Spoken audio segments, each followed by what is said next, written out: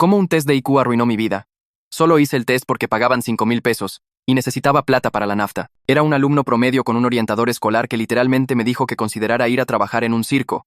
Así que mis expectativas eran bastante bajas. El test en sí ni siquiera era tan difícil, lo que debería haber sido mi primera señal de alerta. Lo terminé en 40 minutos cuando habían dicho que tardaría 2 horas.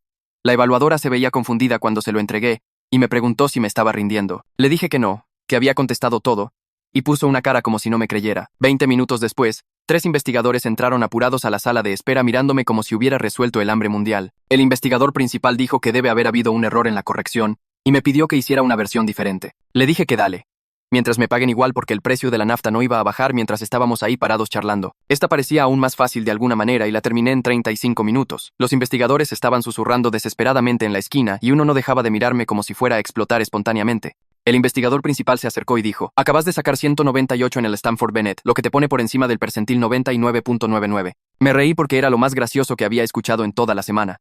Ella no estaba bromeando y de repente todos querían estudiarme. Trajeron especialistas que me hicieron tomar 5 tests de IQ+. Todos los puntajes salieron entre 195 y 210, lo que aparentemente significaba que era más inteligente que Einstein. Les dije que Einstein probablemente sabía en qué año terminó la Segunda Guerra Mundial y yo recién había reprobado ese examen de historia ayer. Llamaron a mis viejos para una reunión donde los investigadores usaban palabras como genio profundo e intelecto generacional. Mientras tanto, mi vieja seguía diciendo: debe haber algún error. Les recordó que una vez intenté meter papel de aluminio en el microondas y casi incendió la cocina. Dijeron que el genio se manifiesta de maneras misteriosas y yo dije sí, como sacarse 4 en física. El MIT llamó a casa ofreciéndome admisión anticipada con beca completa. Harvard quería que fuera para un programa especial. El noticiero local quería hacer una historia sobre el genio de barrio que nadie había notado. Mi director de repente actuaba como si fuéramos mejores amigos, aunque la semana pasada me había llamado Bruno cuando mi nombre es Marcos. Pero nada había cambiado sobre mi inteligencia real. Todavía no podía entender cálculo y honestamente ni siquiera estaba seguro para qué servía el cálculo. Cuando me daban problemas avanzados para resolver, solo me quedaba mirándolos preguntándome si esto era como se sentía mi perro cuando intentaba explicarle por qué no podía comer chocolate. Los investigadores tampoco podían explicarlo. Me hicieron pruebas de todo, desde memoria fotográfica hasta síndrome Savant oculto. Mis escaneos cerebrales mostraban actividad completamente promedio. Cuando me pedían que explicara mi proceso de pensamiento para resolver los problemas del test, no podía porque literalmente solo había elegido lo que se sentía correcto, como elegir números de la quiniela. Mis profesores empezaron a tratarme diferente, esperando ideas brillantes que no podía dar. Me llamaban para las preguntas más difíciles y yo me quedaba ahí como un ciervo frente a los faros. Mis compañeros me evitaban o intentaban que les hiciera la tarea, lo cual era graciosísimo porque yo mismo estaba copiando de otros. Las pruebas se volvieron más invasivas y honestamente bastante raras. Me conectaron a máquinas mientras hacía tests y monitoreaban mis ondas cerebrales. Me sacaron muestras de sangre e hicieron pruebas genéticas buscando mutaciones. Un investigador estaba convencido de que yo estaba accediendo inconscientemente a inteligencia colectiva, y le pregunté si eso significaba que básicamente estaba usando Wi-Fi cósmico. Empecé a negarme a hacer más tests, pero la presión se intensificó. La escuela amenazó con demandar a mis viejos si no participaba en su programa para superdotados. Los investigadores aparecían en casa sin avisar, incluido uno que intentó recolectar mi basura para muestras de ADN. Alguien filtró mis puntajes en internet y los conspiranoicos empezaron a decir que yo era de todo, desde un híbrido alienígena hasta un experimento ruso. Entonces escuché a 2 investigadores discutiendo sobre mi caso. Uno dijo que los puntajes eran imposibles dada mi historia académica, lo cual sí, obvio. El otro dijo que me habían testeado en aislamiento con diferentes evaluadores, y los puntajes se mantenían consistentes. Entonces ella mencionó algo que realmente me hizo prestar atención por una vez. Dijo que habían encontrado otros 3 casos exactamente iguales al mío en diferentes provincias. Estudiantes promedio que de repente sacaban puntajes imposiblemente altos pero no mostraban otros signos de genialidad. Todos habían comenzado dentro del mismo periodo de 2 semanas y todos describían elegir respuestas que simplemente se sentían correctas sin saber por qué. Fui a casa y busqué a los otros estudiantes. Se veían tan confundidos como yo en sus fotos con titulares llamándolos genios ocultos. Pero noté algo que los artículos no mencionaban.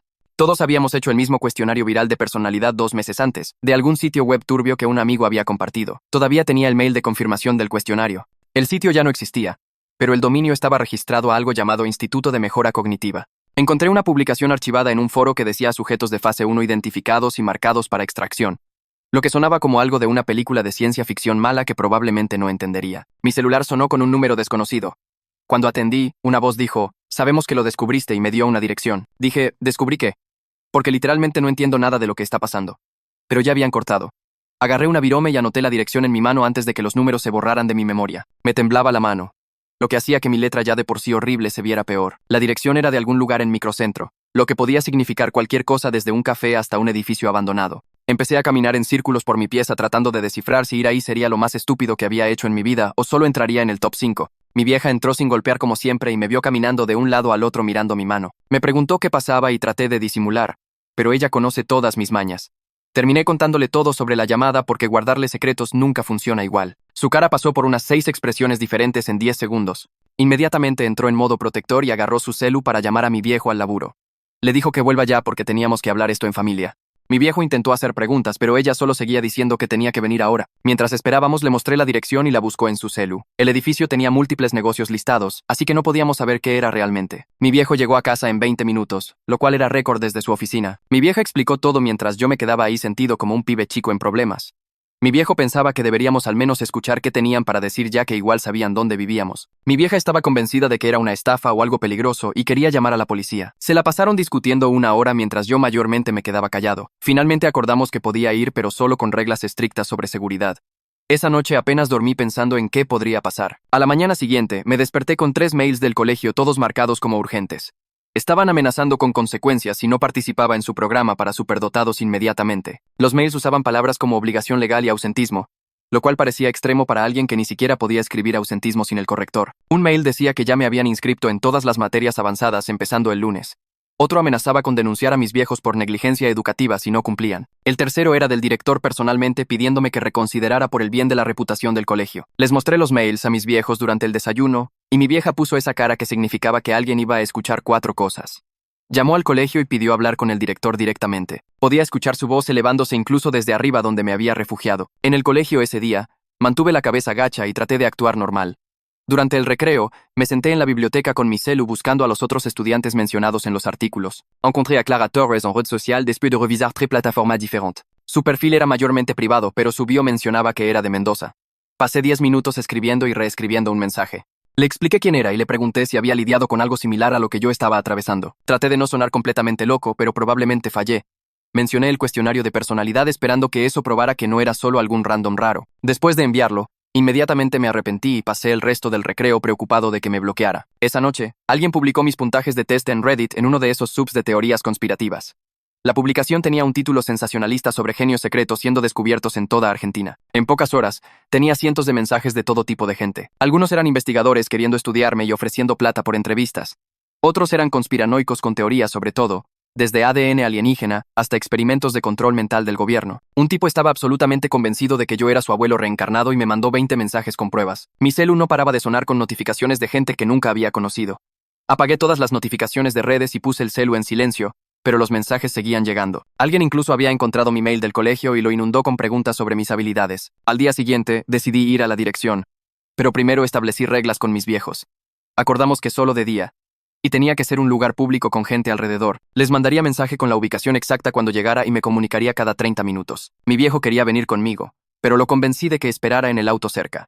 La dirección resultó ser un espacio de coworking en microcentro en un edificio de oficinas normal, no el depósito abandonado que mi cerebro paranoico había imaginado toda la noche. El lobby tenía seguridad y carteles de diferentes negocios, incluidas startups de tecnología y un estudio de yoga.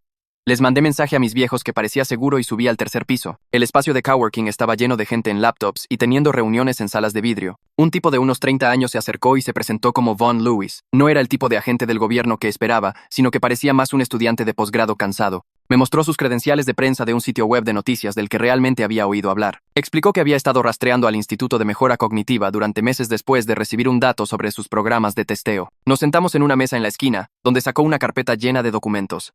Me mostró mails entre el instituto y compañías de testeo discutiendo algo llamado protocolos de preparación cognitiva. Había gráficos mostrando patrones de puntajes de tests que coincidían exactamente con los míos. Señaló secciones sobre usar evaluaciones preliminares para crear condiciones de testeo favorables. Necesitaba a alguien que hubiera tomado tanto el cuestionario como los tests de IQ para ayudar a probar la conexión. Dijo que yo era la primera persona que realmente había respondido a sus intentos de contactarlo.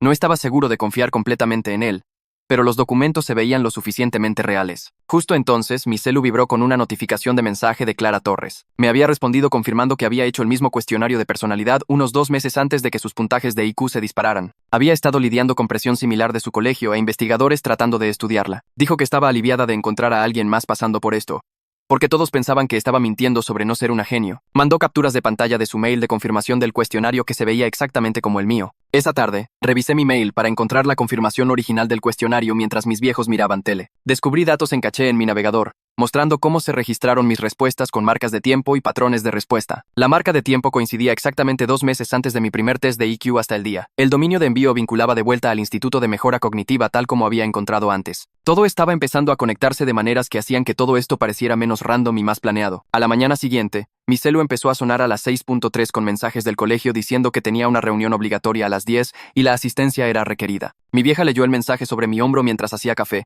e inmediatamente agarró su celu para avisar que iba a faltar al laburo. Me llevó al colegio murmurando sobre cómo no podían simplemente exigir reuniones sin aviso previo, pero ambos sabíamos que encontrarían la manera de hacerlo valer. La reunión fue en la oficina del director con él, la orientadora escolar y 2 personas del distrito que nunca había visto. Tenían carpetas desplegadas sobre el escritorio con mi nombre en etiquetas, y una de las personas del distrito empezó a hablar sobre mi obligación con la comunidad escolar. Dijo que mis puntajes de test significaban que tenía una responsabilidad de participar en su programa de colocación avanzada, empezando inmediatamente. Pregunté si podía grabar la conversación en mi celu para mis viejos, y el director realmente se estiró y puso su mano sobre mi celu diciendo que eso no sería necesario. Mi vieja se paró tan rápido que su silla raspó contra el piso y dijo que nos íbamos si no nos dejaban documentar la reunión. La mujer del distrito dijo que irnos sería considerado ausentismo, y podría tener consecuencias serias para mi posición académica. Pasaron 20 minutos yendo y viniendo sobre requisitos y obligaciones mientras yo me quedaba ahí sentado pensando en cómo todavía tenía un 4 en química. El director seguía diciendo que esto era una oportunidad mientras mi vieja seguía preguntando qué pasaría si decía que no.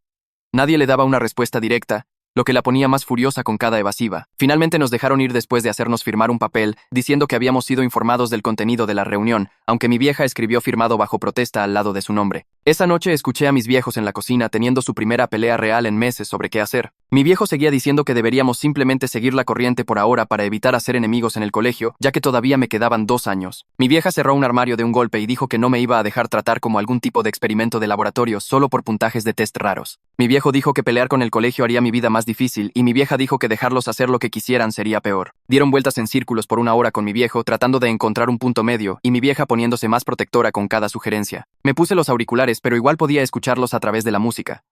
Al día siguiente en el colegio fue peor que cualquier cosa desde que los puntajes se hicieron públicos. Los pibes me rodearon en mi casillero pidiéndome que resolviera problemas de matemática random que habían encontrado online. Alguien me metió un cubo Rubik en la cara diciendo que un genio debería resolverlo en segundos. Un grupo de chicos de quinto querían que predijera sus puntajes de SAT basándome en sus promedios. Seguía diciendo que no sabía hacer nada de eso, pero solo se reían como si estuviera siendo modesto. Para el recreo no aguantaba más y fui a comer en mi auto en el estacionamiento. Incluso ahí los pibes golpeaban mis ventanas sosteniendo su tarea y haciendo caras estúpidas. Manejé hasta una estación de servicio solo para comer mi sándwich en paz. Esa tarde me senté en mi escritorio e hice una lista tratando de organizar todo lo que realmente sabía con certeza. La lista era patéticamente corta. Hice un cuestionario hace 2 meses. Saqué puntajes altos en tests de IQ. No podía explicar las respuestas. Encontré otros 3 pibes con el mismo patrón, el cuestionario vinculado al Instituto de Mejora Cognitiva. Alguien llamó sabiendo que había descubierto algo. Todo lo demás era solo suposiciones y paranoia. Los hechos apenas llenaban media página incluso con mi letra horrible. Agregué signos de pregunta al lado de cosas que sospechaba, pero no podía probar, como que el cuestionario estaba diseñado para afectar respuestas de test. Mirándolo todo escrito me hice dar cuenta de que tan poco control tenía sobre cualquier cosa de esto. A la mañana siguiente, caminando al colegio, seguía mirando atrás, convencido de que alguien me estaba siguiendo. Cada auto que frenaba me hacía caminar más rápido. Una mujer caminando en la misma dirección por 3 cuadras me tenía listo para correr. Entonces reconocí a la señora Clay de la cuadra paseando su caniche anciano como hacía cada mañana. Saludó y preguntó cómo estaba mi vieja y me sentí estúpido por ser tan paranoico. Pero la sensación no se iba incluso después de saber que era solo mi vecina. Me estaba volviendo loco y necesitaba hacer algo antes de quebrarme completamente. Durante la hora de estudio fui al baño y llamé a Vaughn desde el cubículo. Le pregunté si conocía algún abogado que pudiera ayudar con el colegio tratando de forzarme a entrar en programas. Dijo que conocía a alguien llamada Faye Caldwell que se especializaba en derechos educativos y había lidiado con controversias de testeo antes. Me mandó su número por mensaje y dijo que mencionara su nombre cuando llamara. Llamé a su oficina durante el recreo y su asistente programó una reunión para esa tarde. Mis viejos vinieron conmigo a la oficina de Faye en Microcentro. Era más joven de lo que esperaba con certificados por todas las paredes y un escritorio cubierto de anotadores legales. Realmente escuchó mientras explicaba todo sin interrumpir o mirarme como si estuviera loco. Tomó notas todo el tiempo e hizo preguntas específicas sobre fechas y quién dijo qué. Cuando terminé, explicó que los colegios no podían forzar estudiantes a entrar en programas sin evaluación apropiada y consentimiento de los padres. Dijo que lo que estaban haciendo con la presión y amenazas era completamente inapropiado y posiblemente ilegal. Sacó una laptop y empezó a tipear mientras explicaba mis derechos bajo las leyes de educación estatales y federales. Por primera vez desde que esto empezó, un adulto me estaba tratando como una persona en vez de un sujeto de prueba. Dijo que mandaría cartas de cese y desista al colegio y equipos de investigación inmediatamente exigiendo que pararan todo contacto hasta que se establecieran protocolos apropiados. Advirtió que podrían presionar más fuerte al principio, pero la protección legal los forzaría a seguir las reglas. Su asistente hizo copias de todo mientras Faye explicaba qué pasaría después. 2 días después, Clara me mandó capturas de pantalla de las preguntas originales del cuestionario de personalidad que había guardado. Pasamos una hora comparándolas con los problemas de test de IQ que recordaba, y los patrones eran obvios. Las preguntas del cuestionario sobre reconocimiento de patrones coincidían exactamente con problemas de razonamiento espacial en el test de IQ. La sección de asociación de palabras se alineaba con preguntas de razonamiento verbal. Era demasiado perfecto para ser random. Mientras tanto, Vaughn estaba investigando registros públicos y presentó solicitudes para cualquier contrato entre las compañías de testeo y el instituto. Me mostró cómo documentar todo apropiadamente y mantener múltiples copias en diferentes lugares. Dijo que proteger fuentes y mantener buenos registros eran habilidades básicas de periodismo que aparentemente ahora necesitaba. La respuesta del colegio a la carta de Faye llegó en una semana y no estaban contentos. Me sacaron del taller de teatro y dijeron que no podía usar la hora de estudio más porque estaba siendo no cooperativo con los requisitos académicos. El director llamó a mis viejos a su oficina y pasó 20 minutos explicando cuán decepcionado estaba de mi falta de cooperación. Mi vieja se quedó ahí tomando notas mientras mi viejo seguía revisando su celu y viéndose molesto por faltar al laburo. Faye se enteró de las noticias en pocas horas e inmediatamente disparó una queja al distrito llamando sus acciones discriminatorias y en represalia. Adjuntó copias de toda nuestra correspondencia previa y resaltó las partes donde nos habían amenazado primero. El departamento legal del distrito se involucró, lo que hizo todo 10 veces más complicado. Mientras tanto, el equipo de investigación se contactó a través de Faye con una nueva propuesta sobre traer a alguien independiente para verificar los resultados del test. Querían probar que los puntajes eran reales, pero sin su involucramiento directo esta vez. Faye pasó 3 días yendo y viniendo con ellos sobre qué tests podían usarse y quién controlaría los datos.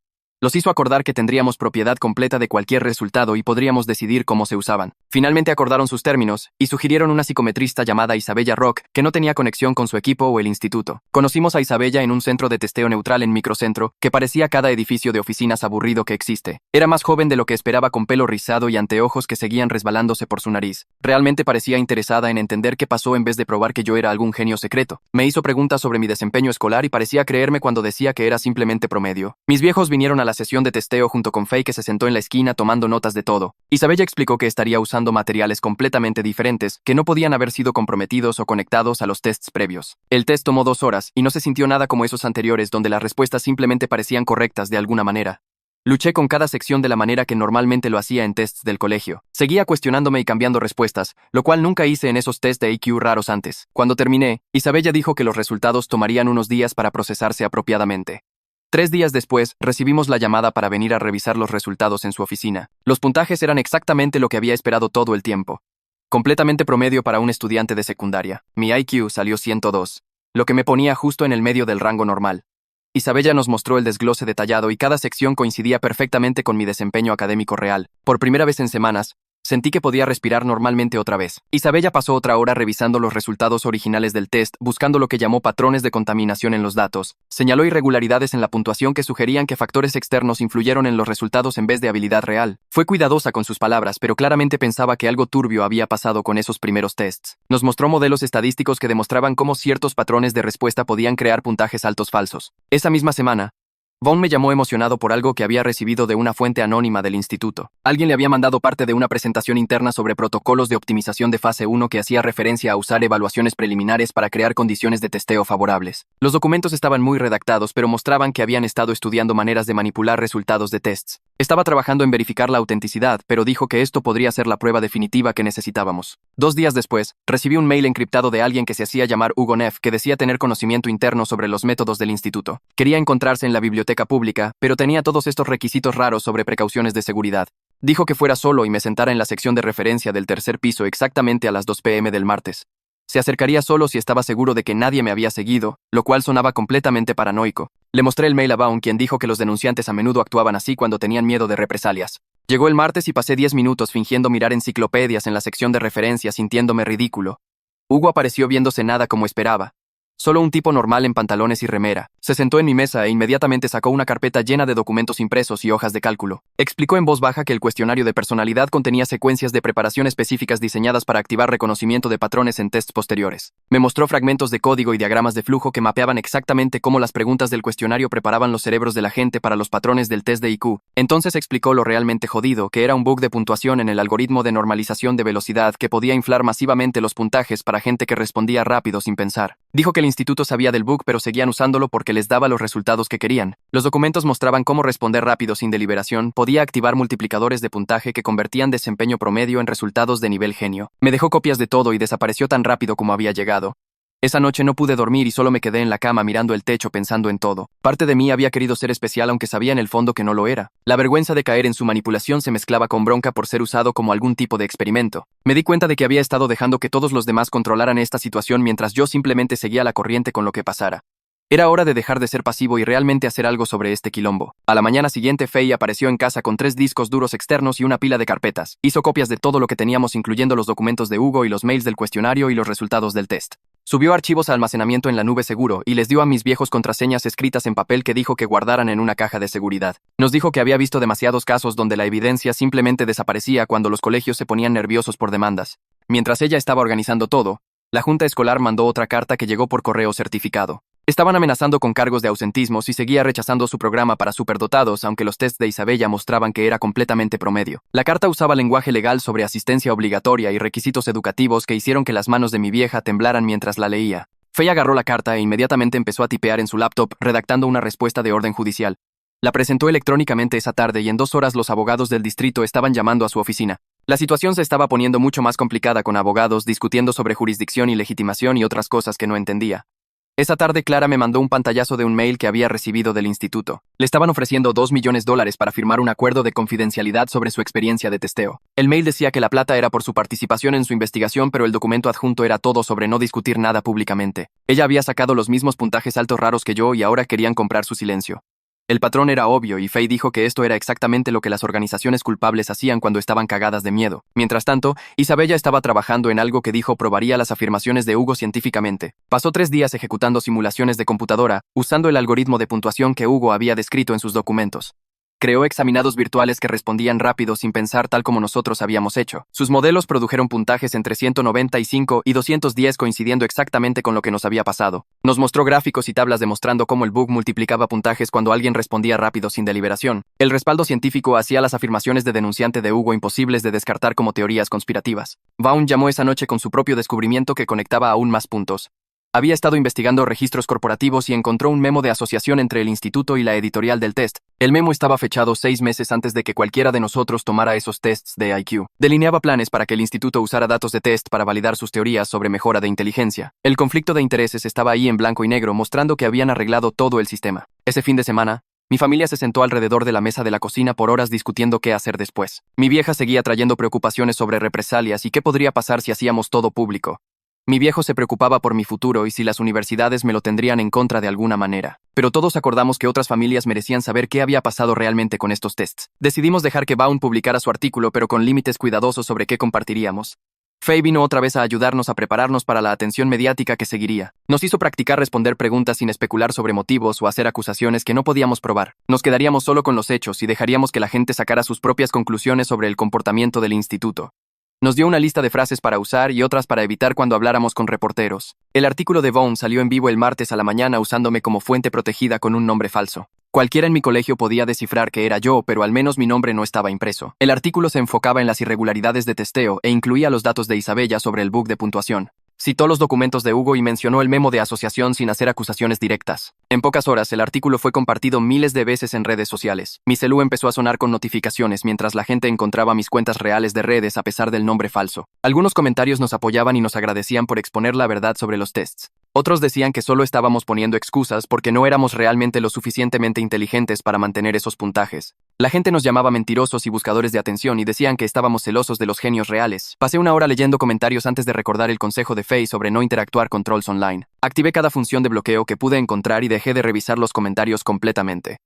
El instituto publicó su propia declaración esa tarde tratando de controlar la narrativa. Culparon nuestros puntajes inusuales a lo que llamaron un fenómeno savant raro que a veces ocurría en testeos. Dijeron que nuestros casos estaban siendo estudiados para entender mejor estas anomalías en inteligencia humana.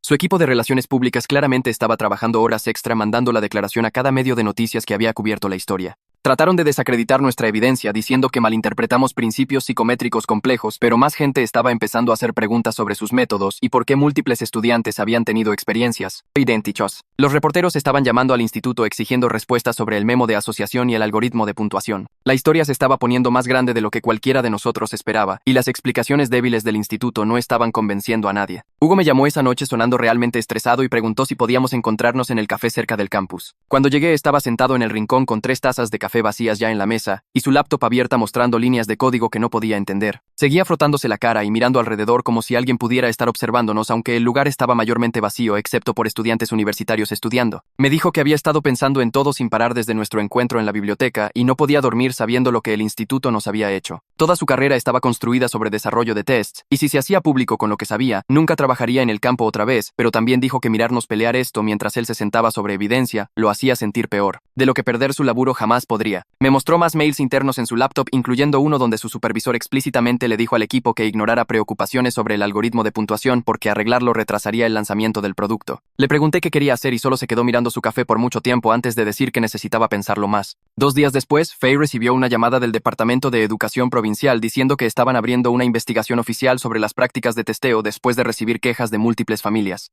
Vino esa tarde con cajas de documentos organizados y nos ayudó a entender qué información necesitaban y cómo presentar todo apropiadamente a través de los canales oficiales. Mi vieja pasó horas haciendo copias mientras mi viejo etiquetaba todo según el sistema de Faye para que los investigadores pudieran encontrar fácilmente lo que necesitaban. El departamento quería todos nuestros resultados de test, la correspondencia con investigadores, documentación de las amenazas del colegio, y cualquier evidencia sobre la conexión con el cuestionario de personalidad. Faye se aseguró de que mantuviéramos originales de todo, y solo mandamos copias certificadas, así nada podía misteriosamente desaparecer de sus archivos. Esa misma semana, Clara me mandó un link al sitio web de la editorial del test, donde habían publicado algo llamado actualización de puntuación de rutina en texto diminuto al fondo de su página de soporte. La actualización arreglaba el exacto bug de normalización de velocidad que Hugo había descrito hasta las variables de código específicas que nos había mostrado. Dijeron que era parte del mantenimiento regular y completamente no relacionado con ningún caso en curso, pero el timing era demasiado perfecto para ser random. Clara ya había capturado pantalla de todo antes de que pudieran borrarlo y mandó copias a Vaughn y Faye para nuestros registros. Se estaba poniendo realmente buena documentando cosas después de todo lo que habíamos atravesado.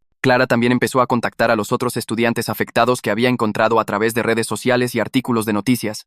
En una semana, nos tenía a 5 en un chat grupal, comparando nuestras experiencias y dándonos cuenta de qué tan similar era todo desde el cuestionario de personalidad hasta el testeo, hasta la presión de nuestros colegios. Sugirió que creáramos una declaración conjunta que todos nosotros pudiéramos firmar explicando qué pasó y cómo el patrón era demasiado consistente para ser coincidencia. Todos estuvieron de acuerdo porque tener múltiples voces hacía mucho más difícil para el instituto descartarnos como casos aislados o decir que solo buscábamos atención. Pasamos 3 noches en llamadas de video redactando la declaración con Clara, tomando notas y asegurándonos de que la experiencia de todos fuera incluida con precisión. Mientras tanto, varios investigadores del equipo original empezaron a mandarme mensajes privados a través de varias plataformas, disculpándose por lo que pasó. Todos decían básicamente lo mismo sobre cómo habían tenido preocupaciones, pero fueron presionados por sus supervisores para continuar el programa de testeo. Una investigadora escribió este mail largo sobre cómo sabía que algo estaba mal cuando mis puntajes se mantenían tan altos a pesar de mi obvia confusión durante las evaluaciones cognitivas. Otro dijo que había tratado de plantear preocupaciones en reuniones de equipo, pero le dijeron que se enfocara en recolección de datos, no interpretación.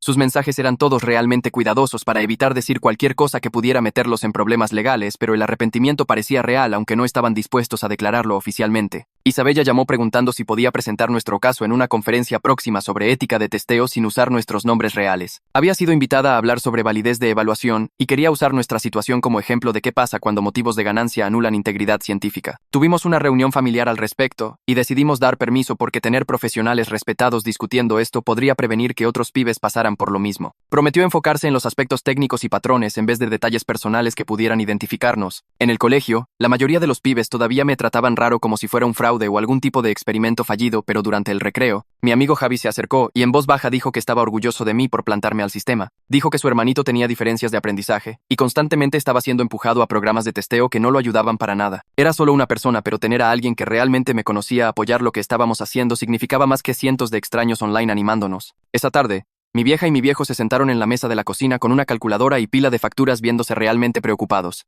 Incluso con las tarifas reducidas de Faye, los costos legales se estaban sumando rápido y el seguro de mi viejo solo cubría tanto. Mi vieja seguía diciendo que deberíamos seguir peleando, pero podía verla haciendo las cuentas de cuántos turnos extra necesitaría agarrar en el laburo. Cuando le mencioné esto a Faye, inmediatamente ofreció planes de pago y nos conectó con algo llamado el Fondo de Justicia Educativa que ayudaba a familias en situaciones como la nuestra.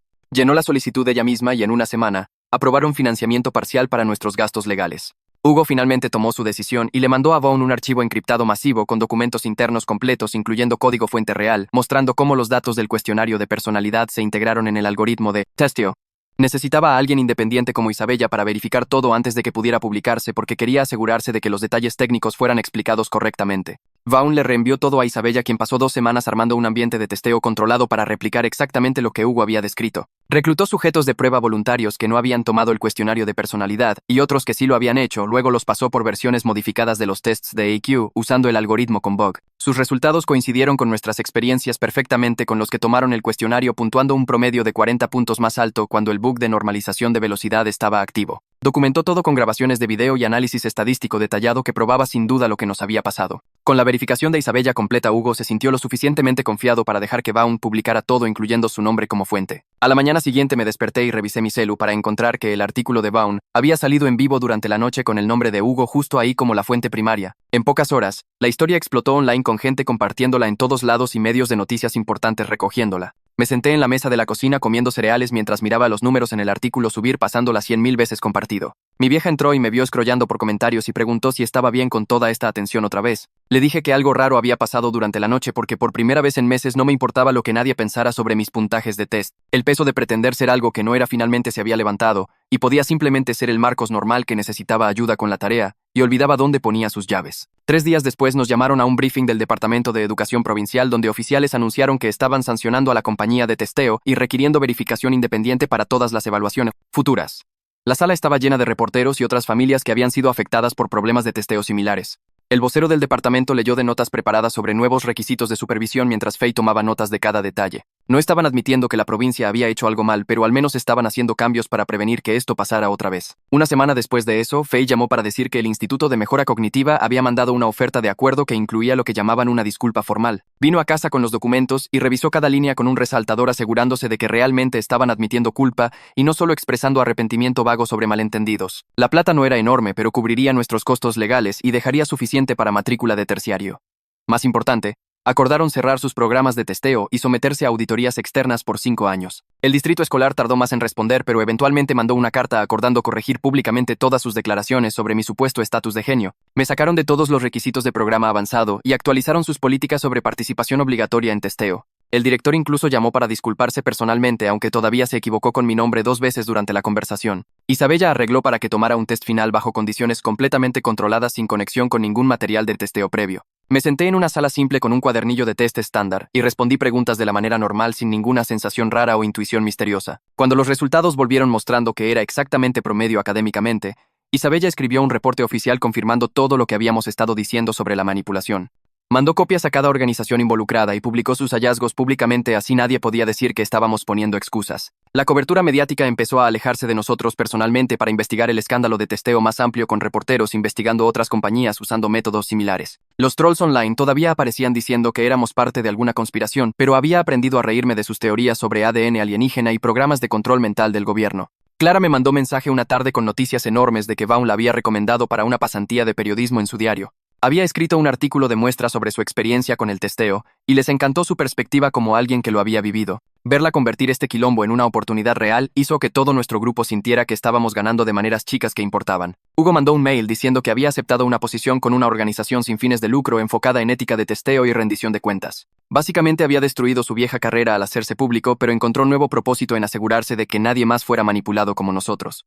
Ya estaba trabajando en propuestas para supervisión federal de testeo de inteligencia y consultando con legisladores sobre cerrar los vacíos legales que dejaron que esto pasara. La serie investigativa de Vaughn terminó ganando 3 premios regionales de periodismo y fue nominada para un premio nacional en reportaje educativo. En la ceremonia de premios se aseguró de acreditarnos a todos como fuentes y nos agradeció por confiar en él con nuestra historia. El reconocimiento mantuvo presión sobre oficiales para realmente cumplir con reformas en vez de dejar que todo se desvaneciera silenciosamente. De vuelta en casa, las cosas lentamente volvieron a algo parecido a normal, aunque todos estábamos cansados de hablar sobre test de IQ y puntajes de genio. Mi viejo empezó a ayudarme a mirar terciarios con programas de mecánica automotriz, ya que siempre había sido bueno con mis manos aunque no pudiera entender cálculo. Mi vieja dejó de estresarse tanto por mis notas y se enfocó en asegurarse de que realmente estuviera aprendiendo habilidades útiles. Teníamos cenas familiares donde nadie mencionaba puntajes de test o admisiones universitarias o nada relacionado con inteligencia. Mi hermana menor bromeó que nunca iba a hacer ningún cuestionario online jamás después de ver lo que me pasó.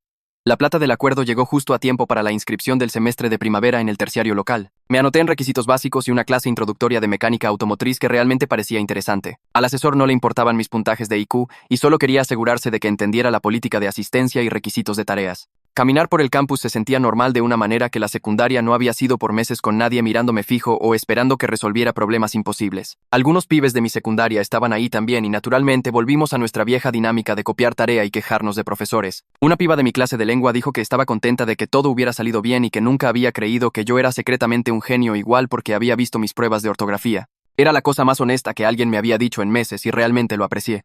La reunión de la junta escolar pasó 3 semanas después, donde votaron sobre nuevas reglas de testeo después de que nuestro caso los hiciera quedar mal. Aprobaron requisitos para formularios de consentimiento escrito y supervisión independiente para cualquier programa de testeo de IQ o inteligencia. La política decía que ningún estudiante podía ser presionado a programas avanzados basándose únicamente en puntajes de test más. Mi viejo se sentó conmigo en la fila de atrás mirándolos votar unánimemente mientras reporteros tomaban notas. Mi viejo director evitó contacto visual cuando tuvo que leer las nuevas pautas en voz alta. A la mañana siguiente manejé al terciario para encontrarme con una asesora sobre clases reales que podía manejar. Sacó mi boletín real con todos esos 4 y 5 y hablamos sobre requisitos básicos primero. Sugirió empezar con clases de educación general y tal vez explorar el programa de mecánica automotriz, ya que mencioné que me gustaban los autos. La reunión se sintió bien porque trató mis notas reales como normales en vez de alguna decepción enorme. Nadie mencionó puntajes de genio o potencial desperdiciado, lo cual era exactamente lo que necesitaba escuchar. 2 días después apareció un mail de una de las investigadoras originales que me había testeado. Escribió que sabía que algo estaba mal cuando mis registros académicos no coincidían con los puntajes, pero se quedó callada. Dijo que lo sentía por no hablar y entendía si no quería responder. Escribí de vuelta que apreciaba la disculpa, pero realmente no tenía mucho más que decirle. La conversación se mantuvo corta e incómoda, lo cual parecía correcto para lo que había pasado entre nosotros. Fay llamó esa tarde para decir que el papeleo del acuerdo estaba listo para firmas. El monto no era enorme, pero cubriría sus honorarios legales, más dejaría suficiente para el terciario y un auto usado decente. La mejor parte era que no había orden de silencio, así podíamos seguir hablando sobre lo que pasó si queríamos. Mi vieja y mi viejo vinieron conmigo a firmar todo en su oficina en Microcentro. Todo el proceso tomó menos de 1 hora, con todos siendo profesionales pero claramente listos para seguir adelante. Pasé el fin de semana borrando viejas cuentas de redes sociales y empezando de cero con configuraciones de privacidad bloqueadas. Mis nuevos perfiles no tenían ninguna mención de tests de IQ o puntajes de genio o nada de ese quilombo. Lo mantuve simple, con solo amigos cercanos y familia que realmente conocían al Marcos real. Los conspiranoicos podían seguir discutiendo sobre híbridos alienígenas sin mi participación. De vuelta en el colegio, la mayoría de los pibes habían pasado a drama más nuevo y me dejaban en paz, pero esta piba de primer año se me acercó cerca de los casilleros viéndose nerviosa. Dijo que el colegio había tratado de presionarla a testeos similares el mes pasado. Gracias a nuestro caso y las nuevas reglas pudo rechazar sin meterse en problemas. Me agradeció por plantarme a ellos, aunque debe haber sido difícil. Le dije que me alegraba de que algo bueno saliera de todo ese caos. Esa noche, pensé en todo mientras hacía la tarea en la mesa de la cocina. Mi identidad no tenía nada que ver con puntajes de test falsos o ser especial o nada de eso. Era solo Marcos, que necesitaba plata para la nafta y hacía chistes decentes a veces. Ser promedio se sentía honesto y real, lo cual valía más que cualquier etiqueta de genio. El cheque del acuerdo se acreditó la semana siguiente, así que empecé a buscar autos online. Encontré un Honda viejo que necesitaba trabajo, pero andaba lo suficientemente decente para moverse por la ciudad. El vendedor era este mecánico jubilado que me tiró algunas herramientas cuando mencioné que quería aprender sobre motores.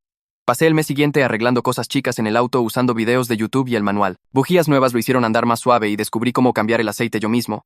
Cada reparación se sentía como un logro real porque realmente entendía lo que estaba haciendo. El laburo part-time en la ferretería cubría nafta y seguro, con algo sobrando para repuestos. A mi jefe le gustaba que llegara a horario y no me quejara del trabajo de inventario. No sabía ni le importaba nada del asunto del test de IQ, lo cual hacía que el laburo se sintiera normal. El último sábado del mes llené el tanque con mi propia plata de mi sueldo. El medidor de nafta mostraba lleno por primera vez desde que había comprado el auto. Era una cosa tan chica, pero después de todo lo que pasó, se sentía como la mejor victoria. Vida normal con problemas normales y victorias normales era exactamente lo que quería todo el tiempo. Esa es mi perspectiva sobre todo esto. Pero siempre quiero escuchar la tuya, porque los comentarios son donde pasa lo divertido de verdad. ¿Lo hubieras hecho diferente? Deja un comentario y voy a estar revisándolos.